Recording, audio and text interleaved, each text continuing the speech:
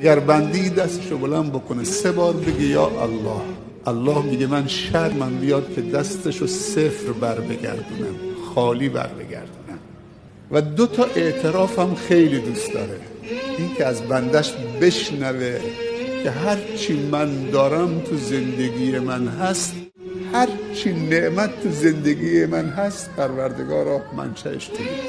این اعتراف که همه نعمت ها از جانب اللهه آدمو جهت میده به طرف شکرگزاری. وقتی تو قبول نداری که این چیزا خدا داده، چطوری دست شکر بلند میکنی؟ پس شکر، اعتراف به نعمت آدمو به شکر میرسونه و شکر آدمو به خوشنودی و رضای خدا میرسونه. و رضای خدا یعنی سعادت و پیروزی و رستگاری. دومین اعترافی که خدا دوست داره این که ما به خطاهامون و تقصیرات و کوتاهی‌هامون اعتراف بکنیم. خدایا من کوتاهی کردم، مقصرم،